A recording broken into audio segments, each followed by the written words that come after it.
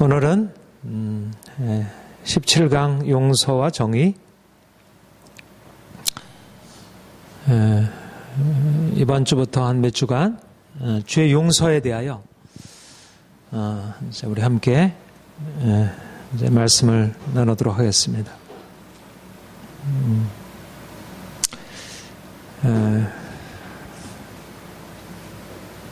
우리 종교개혁자들에게 주어졌던 그 새로운 깨달음, 통찰, 그것이 바로 그러니까 우리가 행한 의를 가지고 하나님이 우리를 의롭다 인정하시는 게 아니고 우리가 죄인인데, 우리가 심판받아야 마땅한 죄인인데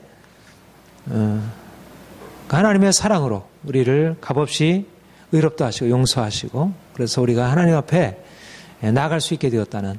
그러니까 이전에는 캐톨릭, 중세 캐톨릭에 있어서는 어떻든 하나님을 이렇게 거룩하신 하나님을 추구해서 어떻든 그분 앞에, 그러니까 그리스도를 닮아가는 거. 그러니까 예를 들면 토마스 아케피스의 이런 그리스도를 본받아 이제 이런 어떤 세상을 버리고 세상을 미워하고 이제 그리스도의 십자가를 지고 주님 따라가는 이제 금욕적인 그런 영성이 주를 이루었고, 뭐 나름대로 의미가 있죠. 뭐 그것을 이제 전혀 완전히 잘못되다 할 수 없는데, 그러니까 우리 편에서 하나님을 향해서 나가는 이제 그런 영성이었어요. 그런데 이제 종교개혁자들, 이제 루터와 칼빈으로부터 이제 하나님께서 새롭게 밝히셨던 게 뭐냐면, 그러니까 우리가 하나님을 향해서 뭔가 거룩하게 하고 그분을 만족시키려는 그런 하나님을 향한 추구이기보다는 하나님이 우리에게 오셔서 그분이 우리에게 값없이 은혜를 베풀어 주시고 우리가 그분 안에서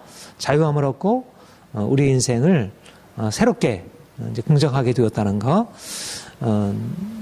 네, 다음 번 보세요. 네. 그래서 무엇보다 이제 종교개혁자들을 통하여 우리 개신교에게 주어진 영성은 은혜의 영성이에요. 은혜. 하나님이 우리를 값없이 사랑으로 이렇게 다가오셨다는 거. 우리가 우리의 죄로 인해서 죄 아래 있고 하나님의 심판 아래 있고 정죄 아래 있고, 그래서 우리가 두려워할 수밖에 없고, 이제 그게 우리의 인생이고, 우리가 이 땅에서도 여러 가지만은 이제 우리의 잘못으로 인한 그런 고통, 이제 그런 삶을 살아갈 수밖에 없는데, 주님이 이제 우리를 용서하심으로, 우리를 값없이 의롭다 하심으로 우리가 이제 그분 안에서 자유함을 얻고, 이제 그러니까 하나님의 심판을 더 이상 두려워하지 않을 수 있게 되었다는 것. 사실은 오늘날은 이 의미가 그렇게 크게 그러니까 다가오지 않는데요. 이 중세 그 종교개혁 당시에 루터 칼빈이 이 가르침을 했을 때 이건 굉장한 엄청난 의미를 가져요. 왜냐하면 사람들에게 이 지옥 심판이라는 것은 너무너무 두려운, 모든 사람들이 다 이제 다 어떻든 뭐 명목상 크리스천이 딱 사는 사람들에게 기본적으로 지금 말하자면 지옥이 없다고 생각하는 것이 보편적인 생각이라면, 그때는 지옥 심판이라고 하는 것은 기본적으로 모든 사람들에게 다 그냥 다 믿음으로, 그러니까 단지 천국 지옥이 있느냐 없느냐의 문제는 당시에 있어서 문제가 되지 않았고, 반드시 천국 지옥에 누군가 가야 되는데, 이제 결국은 그 지옥과 천국을 나누게 되는 것이 우리의 행함으로 되는 것이니까 얼마나 두렵겠어요. 만약 지금 이슬람도 그렇잖아요. 이슬람교도 지옥 심판, 천국으로 가는 거, 이게 결국은 우리 행한 것으로 가니까 사람들은 뭐 자살 특공대로 해가지고서라도 그런 자살 테러를 행해서라도 자기가 이제 천국 가서 그러니까 당시에는 이제 그러한 잘못된 이제 믿음이 있었고, 그러니까 사람들에게 그 자기의 지옥에, 그러니까 면죄부가 통하는 거지. 사람들에게 이제 자기 자신과 가족들을 위하여 이제 그런 면죄부를 사게 되면 그들이 연옥에서 천국으로 올라가게 된다는 게, 뭐 그거 위해서 돈을 안 들일 사람이 어디 있겠어. 그러니까 그들에게 있어서, 그런데 루터를 통하여 이제 하나님이 우리의 행한, 우리의 의를 통해서 나가는 것이 아니라 우리가 악을 행했는데도 불구하고 우리를 값없이 용서하시고 우리를 의롭다 하셔서 우리가 값없이 천국의 영성에 들어갈 수 있게 되었다는 것. 이건 너무나 엄청난 축복으로 이제 그렇게 이해가 되었고, 이게 놀라운 복음이었던 것입니다. 그러니까 우리가 하나님 앞에 만족시킴으로 그가 우리를 받아주시는 것이 아니라 하나님이 우리에게 찾아오셔서 값없이 은혜를 베풀어 주심으로 우리 죄인된 우리가 죄인임에도 불구하고 죄 용서받고 자유함을 얻게 되었다는 것. 바로 이 칭의의 은혜, 칭의의 은혜. 이게 이제 루터 종교개혁 또 칼빈의 개혁파 신앙의 핵심적인 것이고요. 이게 그리고 우리에게 있어서 핵심적인 우리가 주님 만나서 얻게 되는 가장 첫 번째 은혜가 뭐냐면 우리가 죄 용서받고 내가 하나님의 사랑 안에 있구나. 내가 이전에는 내가 정죄 아래에 있고 내가 죽음의 고통을 당할 수밖에 없는데 주님께서 나를 구원하셔서 나 같은 죄인을 살리심으로 내가 더 이상 이제는 영원한 심판을 받지 않아도 되고 그리고 누가 나를 공격해도 내가 더 이상 두려워할 거 없다는 거. 하나님이 나를 위하시면 누가 나를 대적하리요. 하나님께서 나를 의롭다 하시는데 누가 나를 정죄하리요. 아무도 나를 두렵게 할 수 없다. 이것이 우리가 믿음으로 말미암아 주어지게 되는 우리의 근본적인 평화. 우리가 이제 일단은 우리의 삶의 평화, 우리의 육체의 평화, 우리의 모든 것의 평화가 필요하지만 무엇보다 우리에게 주어진 평화는 이제 마음의 평화, 우리의 심령의 평화인데 그 심령의 평화의 근원이 바로 우리의 삶을 고통스럽게 하고 우리를 두렵게 하고 있는 가장 근원적인 원인은 결국 우리가 죄로 말미암아 하나님의 심판 아래 있고 그 형벌을 두려워하는 사람들이 의식적으로 지옥을 있든 없든 지옥이 있다고 생각하고 두려워하든 그렇지 않다고 생각하고 자기가 전혀 생각하지 않던 사람들의 양심 안에는 죄에 대해서 하나님이 심판하신다는 두려운 심판이 그것이 있는데 근데 우리가 하나님이 우리에게 찾아오셔서 죄인된 우리에게 값없이 구원의 은혜를 베풀어 주시고 죄 용서받게 하시고 그래서 더 이상 우리에게 형벌이 없도록 그렇게 만드셨다는 것. 이제 이 죄 용서의 은혜야말로 우리 죄인된 우리가 이제 아담 이후에 죄의 종으로 태어나서 심판과 정죄 아래 있는 우리가 하나님의 사랑 안에 평안함과 확신 가운데 살아갈 수 있도록 그렇게 만들으셨다는 것. 너무나 귀한 은혜를 할 것입니다. 우리 시편 103편 12절 이제 같이 읽겠습니다. 시작. 동에서에서 먼 것까지 우리의 죄가를 우리에게서 멀리 옮기셨으며 동에서에서 먼 것까지 우리가 죄로 말미암아 하나님의 심판 아래 있고 하나님이 우리를 진노하시고 그래서 우리가 고통 가운데 있는데 동에서에서 먼 것같이 우리의 죄과 우리의 죄에 대한 우리의 삭슬 멀리 섬겨주셨습니다. 동에서에서 먼 것 표현도 참 굉장히 동의서에서 이걸 어떻게 표현을 해야 될까? 아무튼 서로 만날 수 없도록 동과 서는 사실은 서로 만날 수 없는 거잖아요. 서로 반대되는 그렇게 하나님이 우리의 죄가 우리가 행한 것으로 인한 우리의 죄가는 우리가 늘 짊어지고 살아갈 수밖에 없는 건데 동의서에서 먼 것 같이 우리의 죄가를 멀리 옮기시고 그러니까 우리가 죄로 인해서 당해야 할 우리의 짊어져 있는 그 미션 보면 자기가 누군가를 이제 죽였던 걸로 해가지고 그 죄책감을 그 양심의 그 죄책감을 지우기 위해서 그 주인공이 그 높은 바위산에 이렇게 하여튼 무거운 거 이제 짊어지고 올라가는 거 있잖아요. 그러니까 이제 캐톨릭이 말하는 이제 캐톨릭 영어잖아요. 그 미션은 캐톨릭이 말하는 그 죄를 보속한다 그러죠. 보속. 그렇게 우리가 지은 죄가를 우리가 담당해야 할 수밖에 없는 건데 그거를 이제 그리스도께 담당하시고 그래서 그리스도께서 담당하심으로 말면 우리의 죄가가 이제 동일사에서 먼 것까지 그렇게 멀리 옮기심으로 더 이상 우리의 것으로 남아있지 않게 되었다는 거. 이 사실이 그러니까 우리는 언제든지 주의 은혜를 통해서 나가기만 한다면 어떤 죄에 대해서도 그 결과에 대해서 두려워하지 않을 수 있도록 하나님이 우리를 그렇게 근본적으로 새롭게 하셨고 우리를 이게 용서받은 자 하나님이 용서받을 수 없는 우리의 죄를 용서하심으로 우리 용서받은 자로서 하나님의 사랑받는 자로 우리가 그렇게 살게 하신 것입니다. 요한일서 4장 18절 같이 읽겠습니다. 사랑 안에 두려움이 없고 온전한 사랑이 두려움을 내었더니 두려움에는 항발이 있음이라. 사랑 안에 두려움이 없고 그러니까 그 사랑이 우리를 용서하셨고 그리고 용서로 말미암아 우리의 지은 죄로 말미암는 형벌 그것을 말미암는 두려움 그 모든 것들을 다 내어 쫓아버리고 온전한 사랑의 두려움을 내었잖아요. 두려움에 형벌이 있습니다. 형벌에 따른 두려움. 그러니까 형벌 때문에 두려운 것이죠. 하나님의 형벌, 하나님의 심판.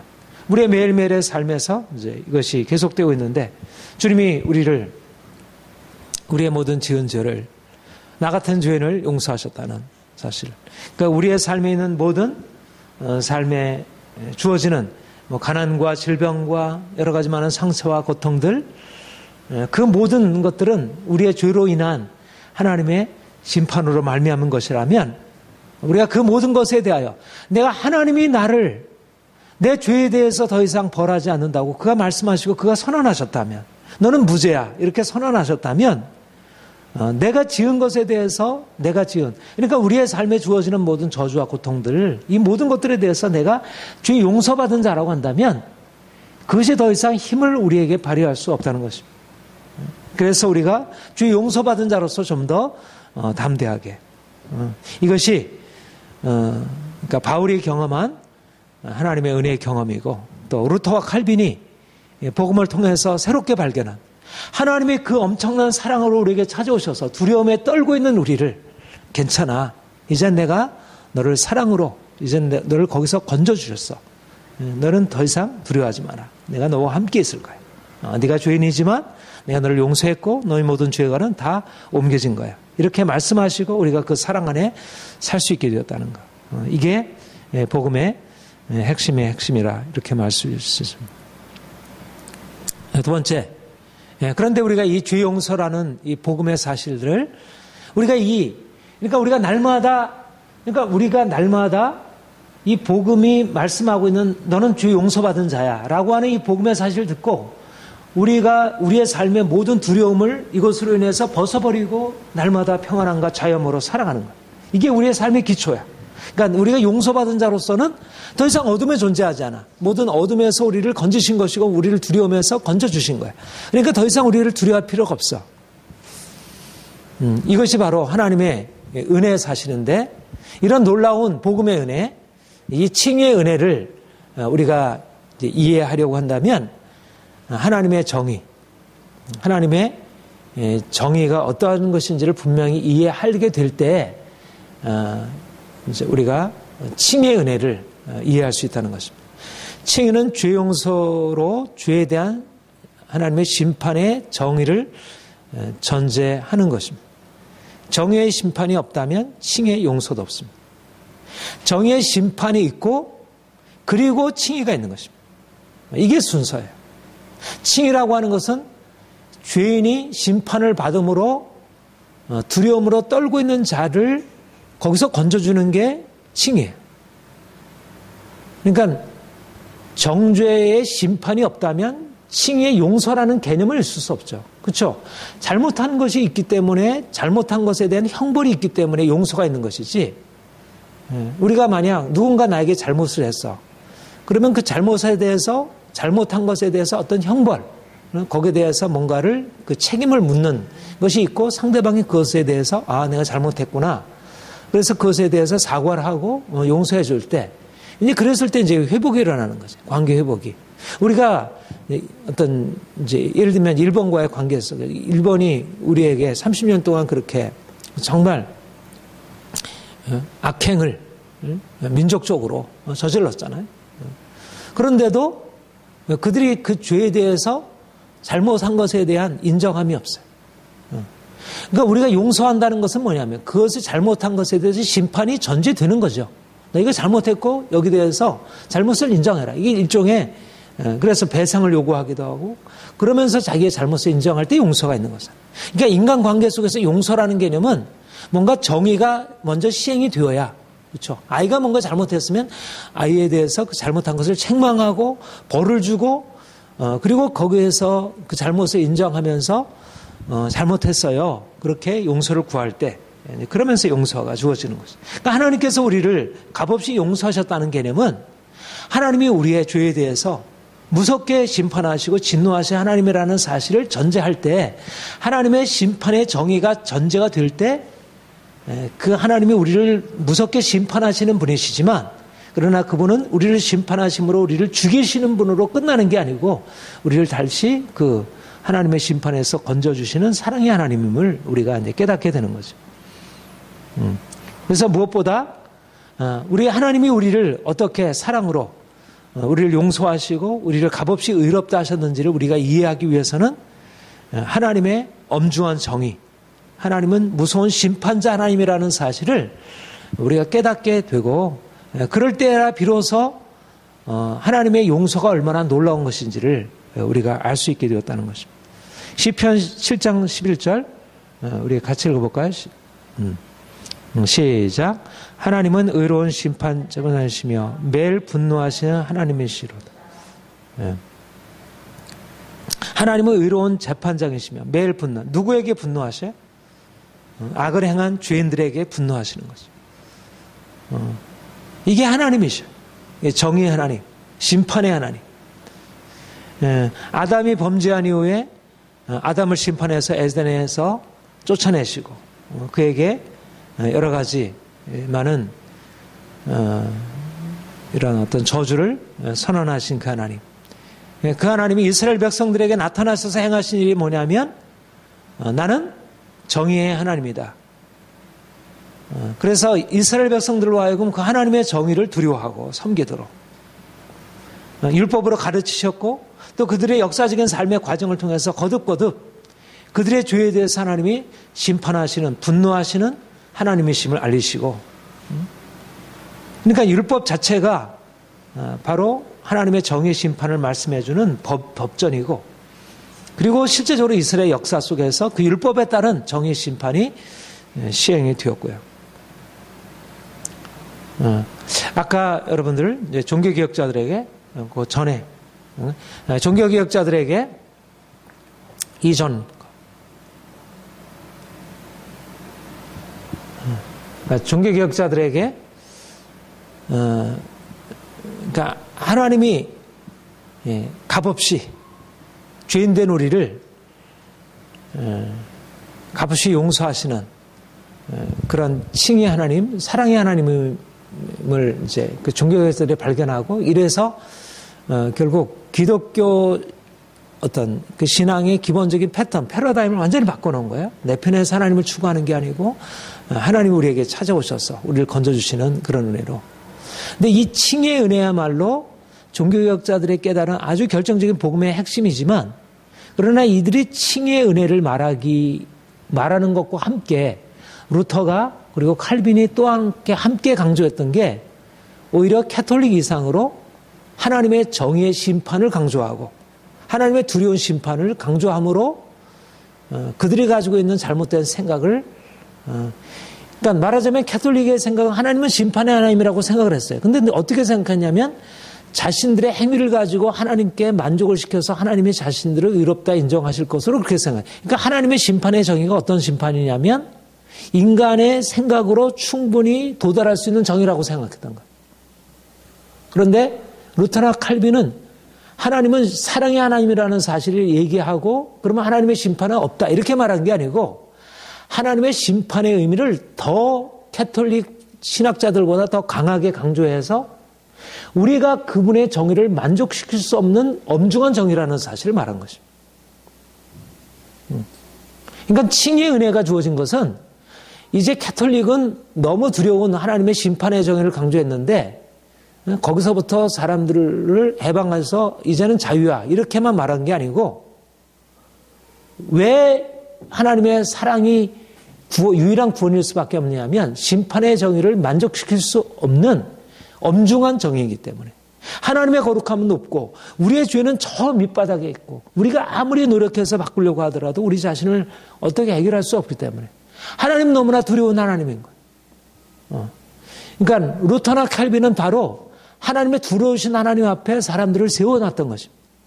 그러니까 사람들이 지금 나의 죄로 인해서 막 고통하면서 루터처럼 그렇게 고민하고 떠는 사람들에게 필요한 건 뭐예요? 네가 그렇게 할 필요 없어. 하나님이 너를 위해서 다 행하신 거야. 예수님이 다 지불하셨어. 너는 그렇게 혼자 할 필요 없어. 나를 의지하고 나와. 내가 다 용서해 줄게. 이것이 바로 이제 구원의 은혜잖아요. 그렇죠?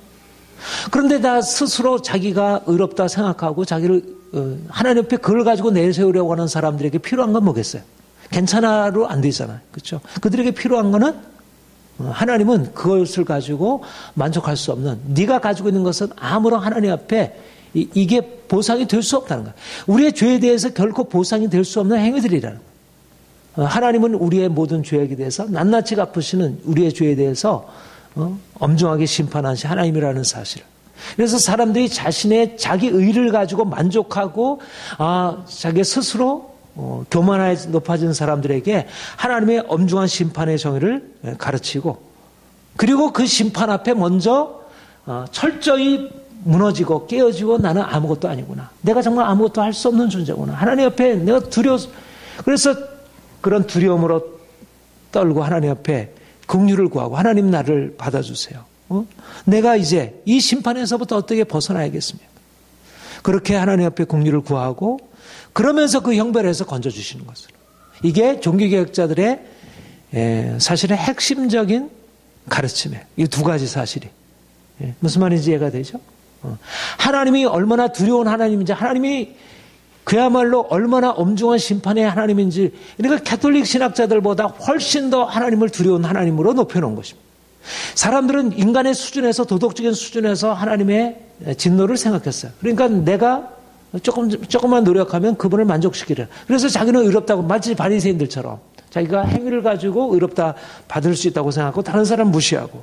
이게 당시에 중세 가톨릭 신학자들의 생각이었다면 모든 그들의 교만에 대해서 철저히 무너뜨리는, 그러니까 루터가 로마서 강해 로마서 주석을 처음 쓰면서 제일 처음 1장 1편 그 로마서 주석의 그 목적에 대해서 그렇게 얘기를 하고 있어요.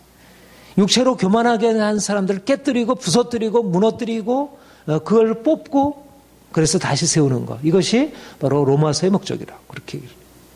바로 루터의 종교개혁 안에 바로 이런 깨뜨림, 십자가. 그래서 이제 루터의 이제 신학을 십자가 신학이라 이렇게 하는. 인간의 교만, 자기 의로서 스스로 설 수 있다고 하는 생각들을 철저히 깨뜨리고 나가는 것.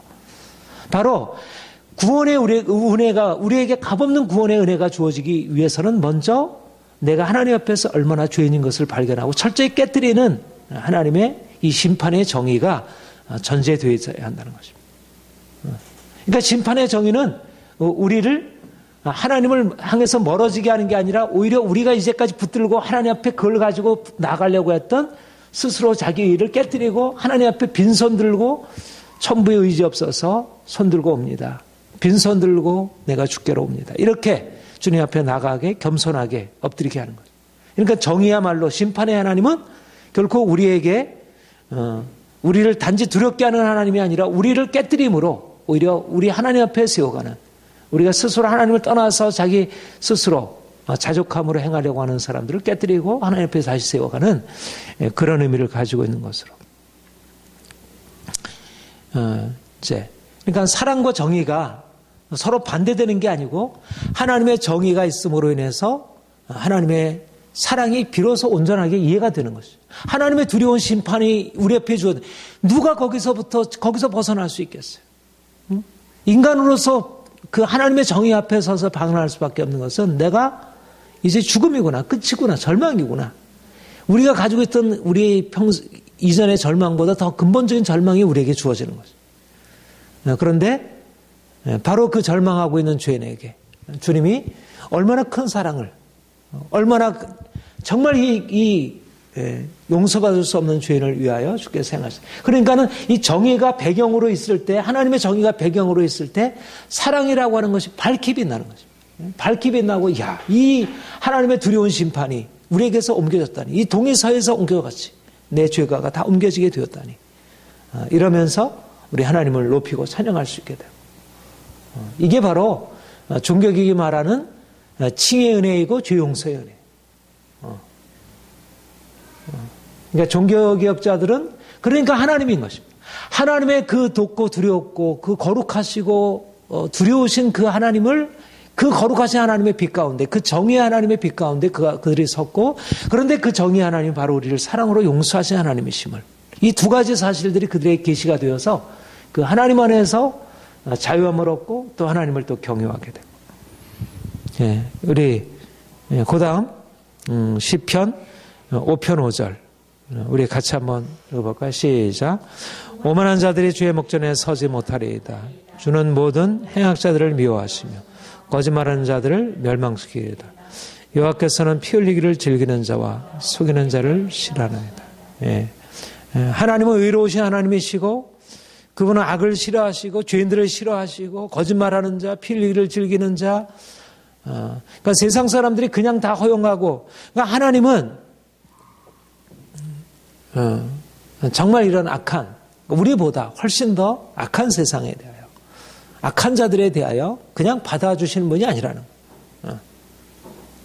하나님이 죄인들을 받아주시고 용서하신다는 것은 그들이 주님 앞에서 자신의 죄를 깨닫고 주님 앞에 자신의 죄를 회개하고 나올 때 그것을 받아주신다는 말이지, 하나님은 너그러우셔서 모든 사람은 선악의 구별 차별 없이 그냥 다 받아주신다, 이렇게 생각하면 오산인 거예요.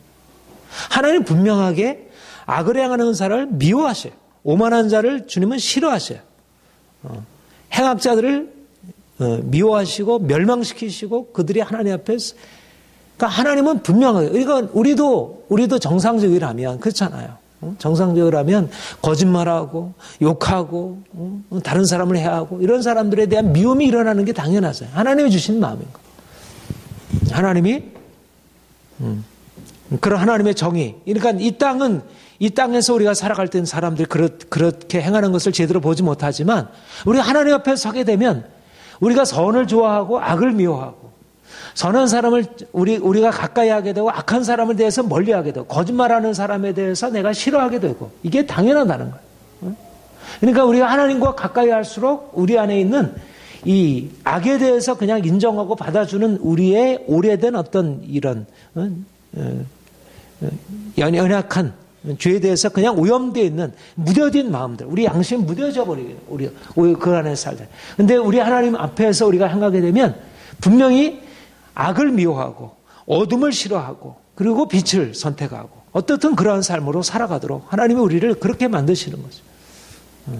정의의 하나님인 것입니다. 정의의 하나님. 그리고 이제 심판하시고. 히브리서 12장 28절 29절 시작.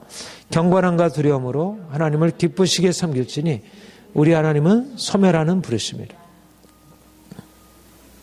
그러니까 구약의 하나님이 이런 의로운 재판장, 두려우신 하나님, 악인들을 멸망시키는 그 하나님이 씨였을 뿐만 아니라 신약의 하나님, 예수 그리스도 하나님, 우리를 사랑하신 그 하나님, 우리를 위하여 모든 것을 아낌없이 부어주시는 그 하나님, 그 사랑의 하나님이 소멸하는 불로, 그러니까 이스라엘 백성들에게 대해서 율법에 따라서 엄중하게 심판하셨던 그 하나님이 우리에게 동일하게 오히려 그 이상으로 심판하시는 소멸하는 불로 임하신다는 것. 제가 이 사실들도 아주 자주 강조하지만 오늘날 이 시대야말로 우리 그리스도의 하나님이 심판자이시라고 하는 하나님, 그리스도의 하나님은 결코 우리를 사랑으로 다 용서하시는 분뿐만 아니라 우리를 두렵게 심판하는 소멸하는 불로, 그래서 경건함과 두려움으로 하나님을 기쁘시게, 경건함과 두려움으로 하나님을 섬기는 것이 하나님을 기쁘게 한다는 거예요. 하나님께 합당한 그 경건함을 우리가 올려드리고 그분을 두려워할 줄 알아야지. 말하자면 그렇게 되면 내가 죄를 미워하고 그렇게 살아가야 되잖아요. 그렇죠? 하나님이 죄에 대해서 싫어하시고, 이건 너무나 그야말로 창세기 3장부터 시작해서 요한계시록의 마지막 장에 이르기까지 하나님의 심판의 정의는 계속해서 선언되고 계속해서 집행이 되고 계속해서 사람들의 마음에 심어지고, 그러니까 유대인들이 그렇고 이스라엘 백성들 그리고 그리스도인들이 다 이 하나님의 이 속성 그리고 그에 따른 우리의 삶에 하나님의 간섭하심을, 우리가 이것을 의식하든 의식하지 못하든 간에 하나님의 뜻은 이렇게 이루어지는 거예요. 근데 이것을 의식하게 되면 우리의 삶이 보다 그 하나님의 정의 안에서 이제 세워지게 되겠죠. 시편 32편 4절 5절 시작. 주의 손이 주야로 나를 누르시오니 내 진액이 빠져서 여름 가을에 마름같이 되었나이다. 내가 이르기를 내 허물을 여호와께 자복하리라 하고 주께서 내 죄악을 숨기지 아니했더니 주께서 요 과정, 요 32편은 바로 칭의에 관한 인용이었어요. 로마서 4장 5절 이하의 요 구절을 인용하고 있거든요. 주께서 죄악을 사하시고 용서하신 사람은 복이 있나니. 바로 이 시편 32편이 이제 주님의 칭의의 은혜에 대해서 구약에서 미리 말씀하신 것이죠. 근데 여기 앞에 보면 뭐라고 얘기를 하냐면 허물의 사하심을 받고 그 다음에 허물의 사하심을 받고 죄를 가리우심을 받는 자는 복이 있나니 그 말을 하고 나서 바로 이 말을 하고 있는 거예요. 주의 손이 주야로 나를 누르시오니 내 진액에 빠져서 여름 가물에 마른같이 되었나이다. 왜 그렇습니까? 왜 그렇죠? 죄에 대한 하나님의 심판으로 말미암아. 그래서 이런 하나님의 심판으로 인해서 그가 어떻게 이 시편 기자 다윗이 어떻게 반응하게 되었어요? 내가 이를 내 허물을 여호와께 자복하리라 하고 그래서 심판으로 말미암아 그가 자기의 죄를 깨닫고 하나님 용서해 주세요. 그렇게 하나님께 자기를 내어놓고 고백하게 되었을 때 내 죄를 알아하고 내 죄악을 숨기지 아니했더니 그 다음에 어떻게 되었어요? 내 죄를 주께서 사하셨나이다. 자, 순서를 잘 보세요. 순서를 보면 어떻게 되었어요?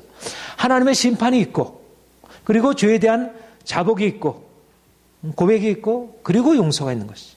그러니까 정의가 먼저 찾아와서 심판의 정의가 먼저 시행이 되고 그리고 자신의 죄를 고백함이 있고 그리고 죄의 용서가 있고 정의의 심판이 없었다면 내가 죄를 짓고 그냥 뭐 모든 것이 다 형통해 아무런 문제가 없어. 그러면 자신의 죄에 대한 고백과 회개가 있겠습니까? 없었겠지. 사람들이 죄를 짓고 나서 아무런 일이 없는데 스스로 내가 제일 잘못해서 이렇게 용서를 구할 사람은 세상에 존재하지 않잖아. 더군다나 하나님 앞에서 사람들은 그렇게 하지 않는 거죠. 그러니까 하나님이 우리를 그 용서라고 하는 이 놀라운 은혜 안으로 우리의 죄 아래 죄 아래 하나님의 심판 아래 살던 우리가 용서라는 은혜 안으로 우리를 이끌어 가시기 위해서 우리를 오히려 심판의 정의로 인도하시는 것입니다. 그래서 주의 손이 주야로 나를 누리오니 내 진액이 빠져서 여름 가물에 마른같이 되었나이다. 이 정도로 극심한 내 진액이 이렇게 쇠하고 정말 절망적이고 아무것도 할 수 없게 되었다고 했을 그때 바로 주의 손의 역사가 나를 내 죄를 주님 앞에 자복하게 하고 그래서 죄 용서를 받게 하고 자유함을 얻게 한다는 이것이 바로 칭의에 이르기 위한 하나님의 정의의 심판에 그래서 루터가 뭐라고 얘기를 했냐면 하나님의 낯선 행위라 이렇게 얘기를 했어요. 하나님의 본래전 행위가 있고 낯선 행위가 있다는 거예요. 그분의 행하시는 것처럼 보이지가 않는 거예요. 너무나 그분의 어떤 사랑의 속성과 너무나 어울리지 않는 것처럼 우리를 죽이시려고 오는 거예요. 이거는 누가 하는 일이라면 원수가 하는 일이지 사단이 하는 일, 우리를 죽이려고 하는 일은. 그리고 사실 사단을 사용하시고 사단에게 내어준 바 되게 하시고 그러니까 하나님이 우리를 위해 사랑하셔서 사랑하는 자녀들에게 하신 일처럼 보이지 않는 거예요. 낯선 행위인 거예요. 하나님의 본래전 행위가 아니고. 그런데 하나님이 그렇게 우리를 죽이시려고 하는 것은 우리를 살리시기 위하여 우리를 그 죄에서 벗어나고 자유케 하기 위하여 죄로 그대로 있게 되면 결국 죽음에 이르게 되지만 우리가 그 하나님의 진노의 심판 그런 하나님의 정죄를 받게 되므로 우리의 죄에 대해서 깨닫고 그래서 주님 앞에 자복하게 될 때 주님께서 그 죄를 용서하시고 우리가 거기서 자유케 되는 그러니까 심판이 은혜의 한 부분이라고 하는 것을 우리가 깨닫게 되는 거죠. 그러니까 우리가 용서의 은혜로 나가기 위해서 하나님이 우리를 이끌어 가시고 있다는 거예요. 여러분 오늘 아침에도 그렇게 설교를 말씀을 드렸지만 하나님이 우리를 고난 가운데 인도하시고 그 고난이 우리의 징계의 의미로 작용할 수 있는데 그런데 그렇게 하시는 이유가 우리를 깨뜨리시고 다시 살리시기 위해서 우리가 하나님과의 관계를 회복하기 위해서 그렇지 않으면 우리가 하나님을 떠나서 자기의 욕심대로 다른 것 의지하고 자기 방식대로 살아가게 되는 우리가 그 고난을 통해서 내 죄를 깨닫게 되고 하나님 앞에 나를 돌이키게 되는 거죠. 내 죄를 자복하고 하나님의 은혜를 받게 되면 우리가 그 죽음을 통해서 생명에 이르게 되는 거죠. 그러니까 칭의의 은혜는 우리를 살리는 은혜지만 그러나 살리는 은혜로 우리를 이끌어가기 위해서 우리를 깨뜨리시는 하나님의 정의의 심판의 은혜가 있다는 거예요. 그러니까 심판이 먼저 있고 그 다음에 용서가 있는 것입니다. 용서와 구원이 있고. 그러니까 우리 모든 과정, 그러니까 신약의 구원의 개념은 그런 개념이에요. 구약에는 이 부분이 그렇게 선명하게 잘 안 일어나요. 심판이 먼저 있고 이제 구원에 이르게 된다는 것이 그렇게 이제 논리적으로 아주 그렇게 설명이 안 돼요. 물론 이스라엘 역사의 과정은 그런 과정이었지만, 근데 신약에는 분명하게 하나님이 우리를 그렇게 고난으로 인도하셔서 이제 하나님의 정의의 심판 아래 두시고, 그러니까 이 부분에 대하여 하나님의 정의의 심판을 우리가 두려워하거나 그것을 피하려 하거나 거기에 이제 낙심하지 아니하고 오히려 그 안에서 하나님의 행하시는 것을 보는 거죠. 하나님의 낯선 행위 안에서 하나님의 손을 보는 거예요. 진노 안에 감춰 있는 하나님의 선하신 의도를 보는 거예요. 그분이 자신을 진노하는 것은 그냥 무서운 진노가 아니고, 제가 우리 아이들에 대해서 막 때때로 화를 내기도 하고 하는데, 그러나 그 진노를 통해서 잘못해서 깨우고 회복시켜주는 것이죠. 만약 아이가 잘못하는데도 엄마 아빠가 아무런 거기에 대해서 대응을 안 해준다면 그냥 다 받아주고 사랑하고 뭐 웃고 그냥 좋아, 나는 너를 사랑해, 나는 거기에 대해서 개의치 않아. 그러면 아이들이 계속 그 죄 가운데 죽음으로 이렇게 되잖아요. 근데 거기에 대해서 진노하는 것은 결국 사랑으로 아이를 세워가는 것이죠. 하나님이 우리를 그렇게 진노하심으로, 우리 죄에 대해서 진노하셔서 우리 죄를 깨닫게 하심으로 우리를 거기서 벗어나게 하시는 이제 은혜가 있는 거예요. 그러니까 칭이라고 하는 것과 하나님의 정의의 심판이라는 것은 별개의 것이 아니고 이게 같이 맞물려서 이 양자가 같이 짝을 이루면서 같은 목적을 이루는 거죠. 목적을 이루기 위하여 때때로 수술을 해서 막 갈라내기도 하고 또 싸매기도 하잖아요. 바로 그 다음에 호세아서 6장 1절이 그 말씀이죠. 같이 읽겠습니다. 시작. 여호와께서 우리를 찢으셨으나 도로 낫게 하실 것이요 우리를 찢으셨으나 싸매 찢으시는 거, 그 다음에 우리를 치시는 거, 이것이 심판의 하나님의 행하심입니다. 심판하시고 권하시는 것입니다. 우리 오전에도 주께서 나를 치심으로 나를 자곡치 않게 하시려고 주께서 나를 치셨다 이렇게 말씀합니다. 나를 치사. 그러니까 하나님이 우리를 치시고 우리를 징계하시고 우리를 때리시고 우리를 찢으시고 하나님이 하셨다는 것입니다. 이게 사단이 우리에게 하는 것뿐 아니라 하나님이 그 일을 하셨다는 거예요. 근데 왜 그 일을 하셔요? 하나님이 우리 안에 있는 죄를 드러내셔서 그들을 멸하시고 우리를 소멸하시고 우리 죄에서 건져내시고 우리를 자유케 하시고 하나님의 뜻을 이루기 위하여. 그러니까 우리가 궁극적으로 우리가 기대하는 것은, 우리가 하나님 앞에 감사하는 것은 우리를 낫게 하시는 은혜, 우리를 싸매어 주시는 은혜가 우리가 감사한 일이지만, 그러나 우리를 낫게 하시기 위하여, 우리를 싸매어 주시기 위하여 먼저 찢으시고 우리를 치시고, 이것이 바로 하나님이 우리 죄인된 우리를 향하여 베푸신 은혜이고, 그러니까 우리가 이 은혜를 깨닫게 될 때, 그러니까 이 비밀이, 이스라엘 백성들 이 비밀을 이걸 깨닫기가 너무너무 어려운 거죠. 그렇죠? 하나님이 사랑으로 택하셨는데 왜 우리를 이 고생을 시키고 있나, 이게 이해가 안 되는 거죠. 그런데 결국은 이게 사랑이었구나, 이게 나를 미워하는 게 아니고 이게 나를 사랑하시는 것이고, 이게 사랑의 다른 모습이구나, 내가 죄 가운데서 나를 건지는 것이 그분의 사랑인데 나를 이 사랑으로 나를 건지시려고 이렇게 나를 이렇게 낮추시고 이렇게 죽이시고, 먼저 죽이시고 살리시고, 이게 루터가 십자가 신학에서 말했던 아주 핵심적인 사실이고, 복음의 핵심적인 사실이고, 바울의 십자가 신학의 핵심적인 것이고요. 그러니까 하나님의 정의의 심판이라고 하는 것은 그런 의미에서 우리가 기꺼이 감사함으로 받아들여야 할 내용입니다. 오늘날 우리 시대에 이제 이 적용을 해보자면, 정말 이것은 중요한, 우리 그리스도인들에게도 정말 그리스도인들이 하나님의 사랑에 대해서 알고 있지만 하나님의 사랑을 진정한 사랑으로 경험하지 못하는 이유가 하나님의 정의의 심판을 제대로 깨닫지 못함으로, 내가 죄로 말미암아 하나님의 심판 아래 있다는 사실을 깨닫지 못함으로, 그리고 그 심판을 받아들이는 것이 오히려 하나님의 은혜 안으로, 사랑 안으로 들어가는 것을 깨닫지 못함으로 그 풍성한 은혜를 잊어버리고 있다는 것. 그런 의미에서 용서 안으로 들어가기 위하여 정의의 심판을 받아들이는 믿음의 균형, 이 사랑과 정의의 하나님의 속성에 대한 이 깨달음의 균형이 필요하다는 것이고요. 또 이제 중요한 사실은 이 시대야말로 우리 그리스도인들에게도 이 가르침이 충분하지 못한데, 이 시대는 점점 더 정의를 폐기하고 도덕을 폐기하고 정의를 폐기하는 방향으로 나가고 있기 때문에 그러니까 용서라고 하는 것은 우리에게서 굉장히 중요한 용서의 경험이 너무너무 중요한 거예요. 그렇죠? 하나님 앞에 용서를 받고 또 서로 인간관계 속에 용서를 받고 그런데 저 사람이 나한테 잘못했어. 그런데 내가 용서를 해주는 것이 마땅하다고 해서 관용으로 받아준다고 생각을 해요. 근데 이게 회복이 된 건가요? 회복이 된 게 아닌 거예요. 내가 그냥 저 사람이 나에게 잘못했는데도 그냥 덮어주는 게 회복이 아니라는 거예요. 그게 인간관계 회복이 아니라는 거예요. 우리는 잘못 생각하기를 다른 사람이 나에게 잘못한 것을 그냥 덮어주면 그게 회복이라고 생각하지만 그건 관계 회복, 진정한 회복이 아닌 거예요. 우리가 인간적인 방식으로 그 죄에 대해서 막 싸우고 이런 방식으로 이제 그걸 해결하려고 하는 것도 해결이 아니지만 그냥 덮어주는 게 해결이 아닌 거죠.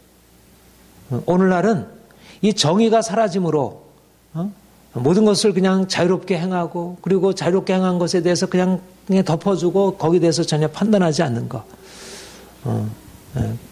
그런데 이것은 사랑이 아니고 사람들을 죽이는 것이고 정의가 온전하게 유지가 되지 않은 그런 것이라고 하면 오히려 사랑이 설 수가 없는 것입니다. 사랑이라고 하는 것의 목적은 궁극적으로 뭐냐면 사람들을 의롭게 세워가는 것이 사랑의 궁극적인 목적인데 사람들이 죄 가운데 있는데도 그것에 대해서 그냥 덮어주고 받아주는 거. 그러니까 어린아이들이 죄 가운데서 죽어가는 것이 그 자유함 안에서 죽어가고 있는 거예요. 그들이 자유롭다고 생각하지만 그들의 그 자유로 인해서 그들 안에 있는 욕심과 그들 안에 있는 잘못된 고집과 이런 것들이 다뤄져야 되는데 정의로 다뤄져야 되는데 그렇지 못하게 돼요.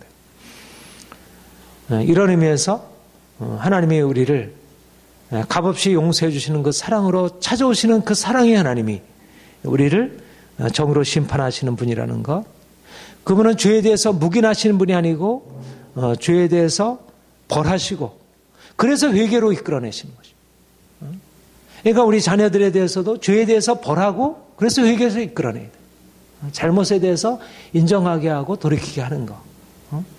때때로 매로서 징계하기도 하고 책망하기도 하고 그래서 잘못해서 회개로 이끌어나고 그래서 진정으로 내가 잘못했구나. 내가 허물을 행했구나.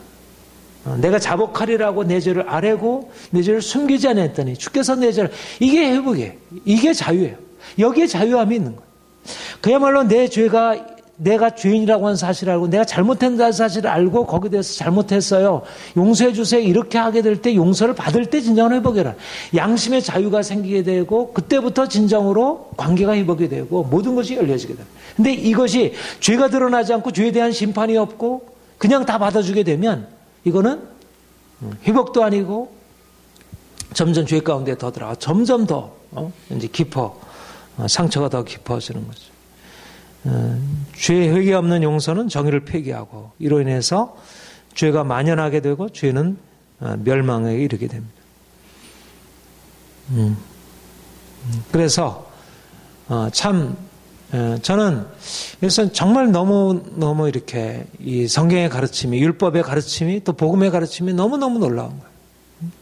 어떻게 이렇게 완벽한 균형을 가지고 정말 이제 이 계시라고 하는 게 하나님의 계시라고 하는 게 너무 분명한 게 우리 인간적인 우리가 사실 인간의 하나님이 우리에게 양심을 주셔서 이쪽 저쪽을 다 갖추게 하셨잖아요. 우리 안에 양심을 주셔서 죄에 대해서 분노하게 하시고 그리고 또 잘못한 것에 대해서 용서를 받게 하시고 이렇게 해결하도록 우리에게 주셨어요. 그런데 이 기본적인 것이 이게 무너져 버린 거예요. 우리 어려서부터 제대로 내가 징계를 받지 못하고 제대로 용서를 받지 못한 거예요. 그렇잖아요. 징계도 제대로 경험하지 못하고 제대로 용서도 경험하지 못했어.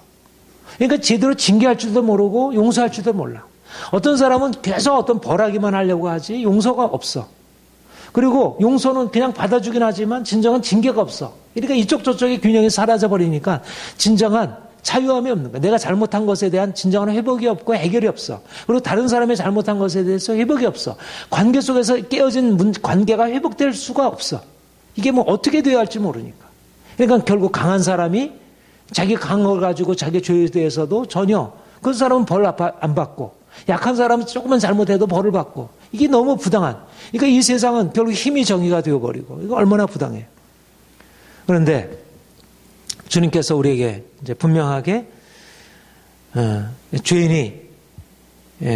죄인이 하나님의 심판 앞에 서서 이제 벌을 받게 되고 두려움 가운데서 그러나 자기의 잘못을 인정하고 회개하고 돌이키게 될 때 용서를 받게 되고 자유함을 얻고 그래서 관계 안으로 회복 안으로 들어가서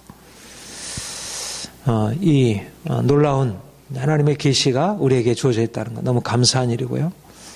우리가 더 하나님을 가까이 하면서 이 풍성한 은혜, 이 하나님이 우리에게 보신 이 은혜가 우리 인생을 얼마나 새롭게 바꾸는지를 더 분명히 경험하게 될 것입니다. 히브리서 12장 6절 우리 같이 읽어봅시다. 시작.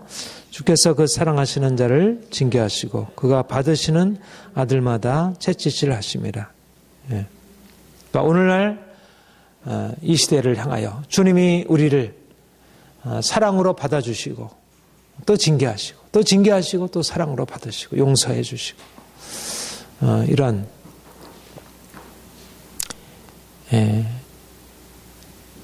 하나님의 사랑의 경험이 우리에게 더 풍성하게 주어지기를 바라고 그래서 하나님의 정의와 사랑의 균형 속에서 우리가 더 하나님을 사랑하는 것입니다.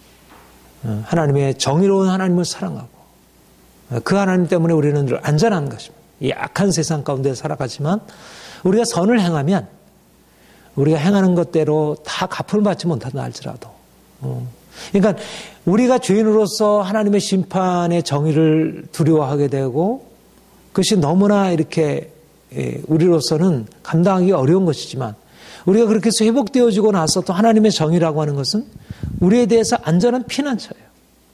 세상이 이 불의한 세상 속에서 우리가 정의를 가지고 살아갈 수 있다. 하나님의 정의라고 하는 이 안전한 이제 이 보호 안에서 살고 있다는 것 너무 귀한 일입니다. 이런 귀한 종교개혁자들의 깨달음이 우리 모든 성도들에게 더 분명하게 주어져서 우리가 매일매일 하나님의 풍성한 사랑 안에 하나님을 두려워하고 또 그 하나님을 우리가 사랑하는 그런 삶으로 나아가길 원합니다. 우리 찬송